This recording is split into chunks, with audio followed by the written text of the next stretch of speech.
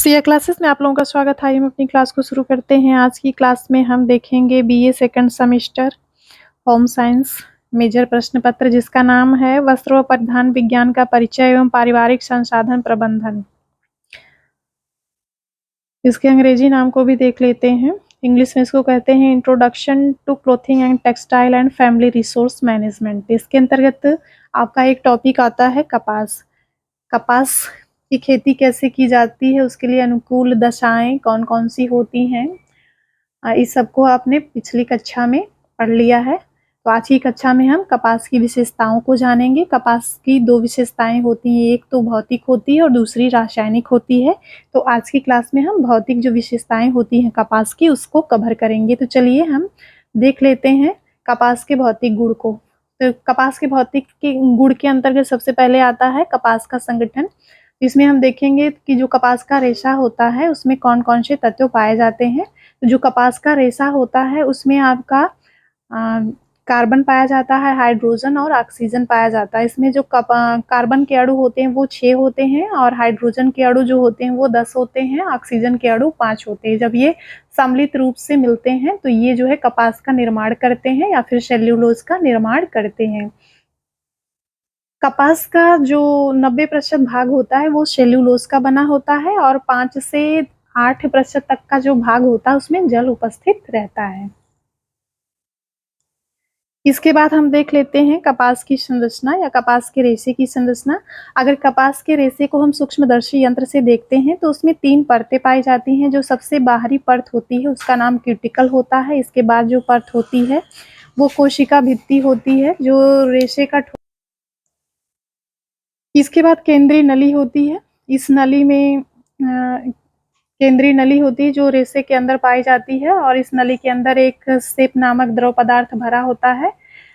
ये कच्ची अवस्था में भरा होता है। जब कपास का रेशा सूख जाता है या फिर परिपक्व हो जाता है तो उसके अंदर जो सेप नामक पदार्थ भरा होता है वो सूख जाता है, जिसके कारण जो कपास का रेशा होता है वो पतला हो जाता है और पतला होने के साथ ही साथ उसमें ऐंठन या घुमाव आ जाते हैं।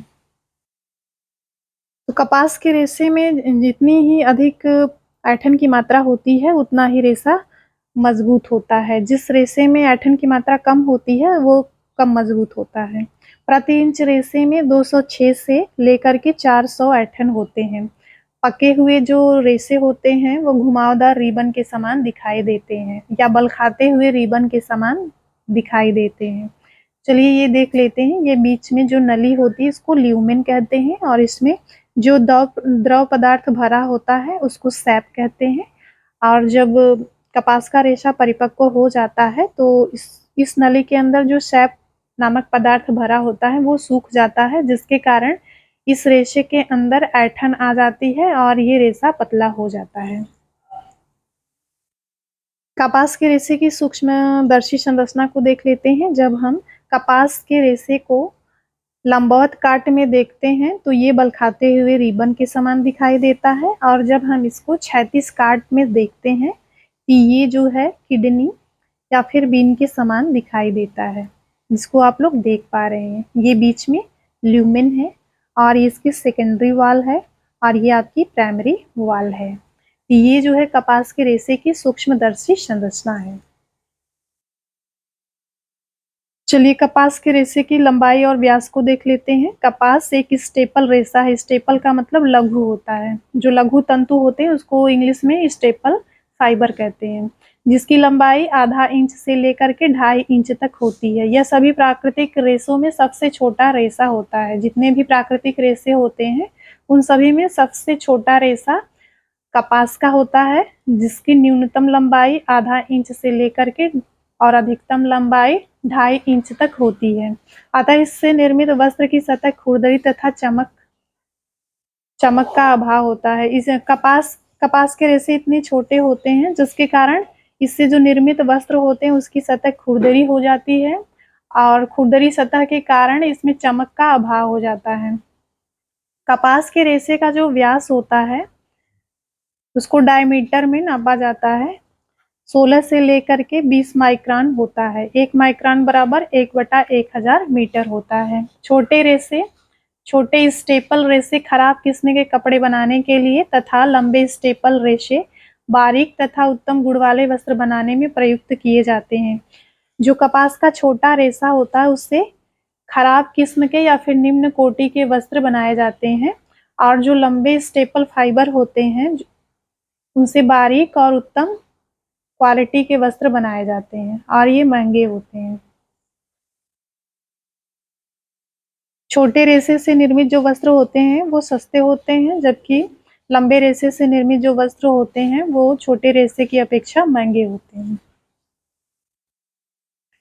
चलिए कपास के रेशे की मजबूती को देख लेते हैं। कपास रेशा अन्य सभी प्राकृतिक रेशों में सबसे मजबूत होता है। इसकी मजबूती गीली अवस्था में 25% बढ़ जाती है। जो कपास का रेशा होता है या सूती वस्त्र होता है, गीली अवस्था में उसकी मजबूती जो होती है वो 50% बढ़ जाती है, जिसके कारण अगर उसकी रगड़ करके धुलाई की जाती है तो वो जल्दी फटता नहीं है।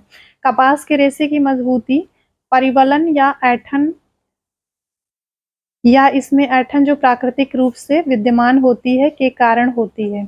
कपास के रेशे के अंदर जो मजबूती होती है तो इसमें जो ऐंठन पाई जाती है उसी के ऊपर निर्भर करती है। जिस रेशे में अधिक ऐंठन पाई जाती है उससे निर्मित वस्त्र मजबूत होता है, और जिस रेशे में कम ऐंठन या परिवलन पाया जाता है वो कम मजबूत होता है। इस गुण के कारण ही कपास के वस्त्र की धुलाई आसान होती है। गीली अवस्था में इसके वस्त्र मजबूत हो जाते हैं, जिसके कारण इसकी धुलाई आसान होती है।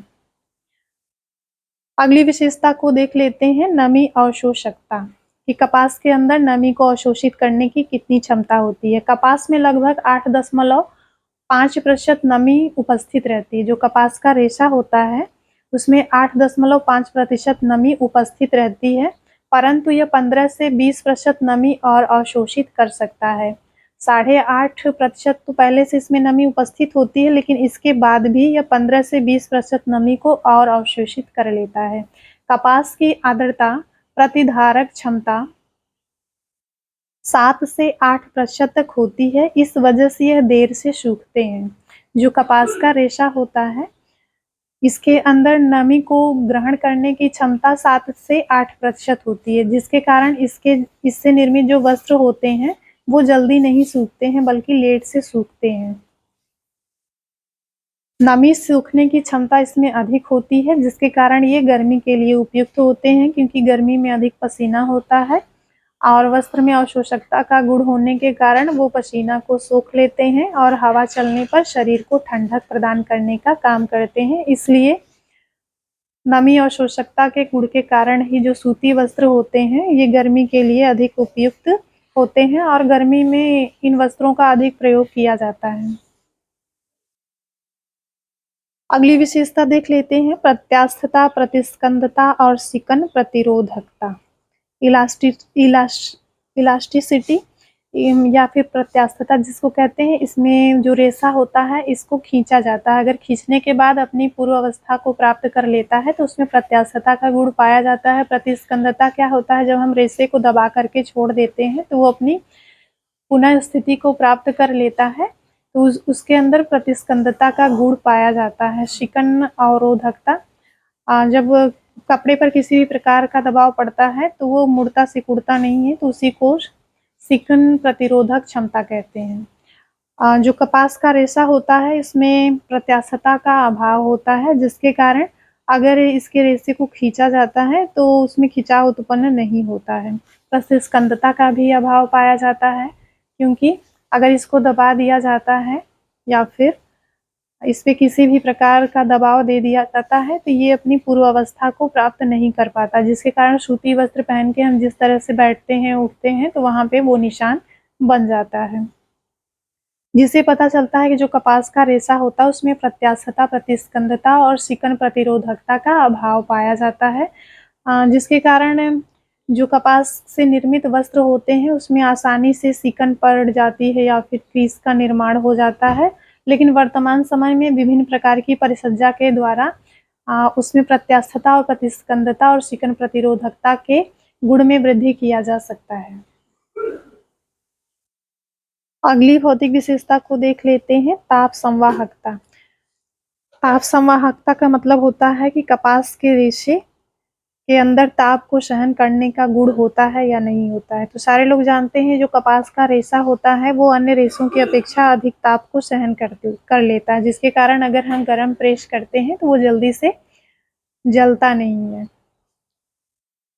सूती कपड़े ताप के सुचालक होते हैं, यह ताप को अपने अंदर से प्रवाहित करते रहते हैं, अपने अंदर रोकते नहीं हैं। इसी वजह से यह गर्मी के मौसम के अनुकूल होते हैं।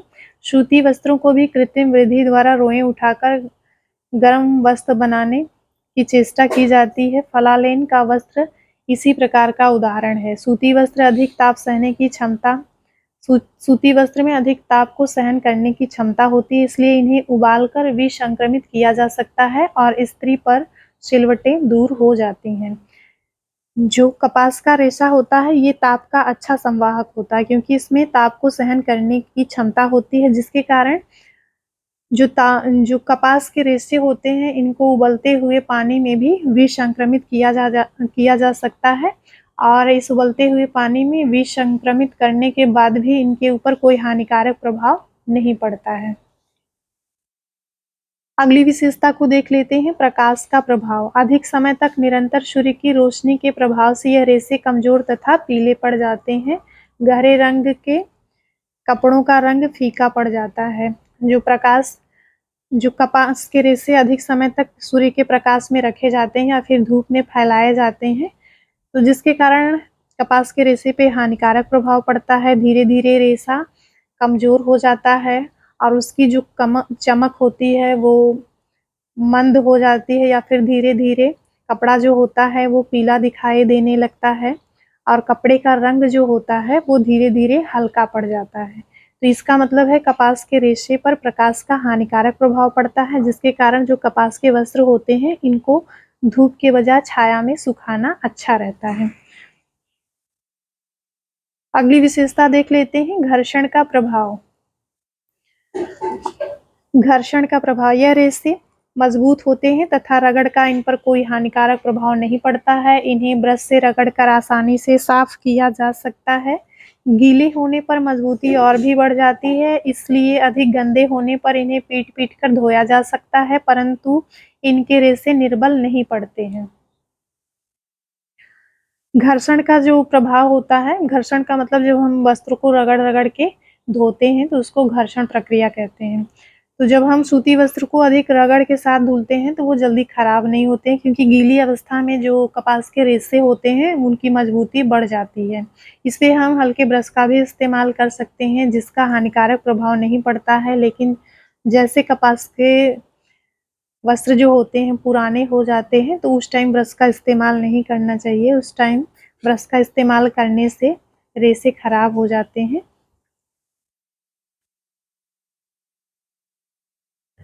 अगली विशेषता को देख लेते हैं, सूक्ष्म जीवाणु, कीट और फफूंद का प्रभाव। जो कपास के रेशे होते हैं इसमें जीवाणु या कीट और फफूंद लगते हैं कि नहीं लगते हैं, इसको भी देख लेते हैं। सूती वस्त्रों पर फफूंदी का असर कपड़ों को क्षतिग्रस्त कर देता है। अगर बरसात में सूती वस्त्रों में कलफ लगाकर नमी युक्त स्थान पर रख दिए जाते हैं तो वस्त्र पे काले धब्बे पड़ जाते हैं और उसमें से दुर्गंध आने लगती है, जो फफूंदी की वजह से होता है। कपास को सूक्ष्म जीवाणु और कीटों से कोई हानि नहीं होती है। जो कपास का वस्त्र होता है उस पे फफूंदी बहुत जल्दी पकड़ लेती है। फफूंदी मतलब जानते हैं, जो बरसात के दिनों में वस्त्रों के ऊपर काले काले दाग नुमा हो जाते हैं या फिर धब्बे पड़ जाते हैं। अगर उसको अधिक समय तक वैसे ही छोड़ दिया जाता है नमी वाले स्थान पे तो धीरे धीरे वो अधिक दूर तक काला हो जाता है और उसमें से धुआं भी निकलने लगता है। और कपास के रेशे में जो कीट होते हैं, सूक्ष्म जीव होते हैं, ये हानिकारक प्रभाव नहीं डालते हैं, केवल इस पे फफूंदी का हानिकारक प्रभाव पड़ता है, वो भी बरसात के दिनों में। अगर उसमें कलफ लगा करके या फिर रिवाइव लगा करके या फिर माड़ी लगा करके रख दिया जाता है बरसात के दिनों में, वो भी नमी युक्त स्थान पे, तब फफूंदी का प्रभाव पड़ता है। या फिर सूती वस्त्र को अच्छी प्रकार से सुखा करके नहीं रखा जाता है तब भी उसमें फफूंदी लग जाती है। अगली विशेषता है विद्युत संवाहकता, इलेक्ट्रिकल कंडक्टिविटी। कपास के रेशे विद्युत के अच्छे संवाहक होते हैं, अतः इन पर कभी भी स्थैतिक विद्युत प्रभाव निर्मित नहीं होता है। इस कारण ये वस्त्र पहनने में आरामदायक होते हैं और शरीर को सुख पहुँचाते हैं। जो विद्युत संवाहकता होता है, ये वस्त्रों के अंदर एक अवगुण होता है, लेकिन जो सूती वस्त्र होते हैं उसमें यह अवगुण नहीं पाया जाता है। आप लोगों ने देखा होगा कि जो नायलॉन वगैरह या फिर टेरिकॉट के वस्त्र होते हैं, उनको जब पहना जाता है तो उसमें से विद्युत चार्ज उत्पन्न होते हैं, जिसके कारण उसमें चिनगारी की तरह दिखाई देता है कि वस्त्र में से चिनगारी निकल रही है, या फिर ये रात के समय ज़्यादा समझ में आता है। और सूती वस्त्रों में इस तरह की चिनगारी नहीं उत्पन्न होती है। तो जो चिनगारी उत्पन्न होती है, इस तरह के जो गुण होते हैं वस्त्र में, उसको ही विद्युत संवाहकता कहा जाता है।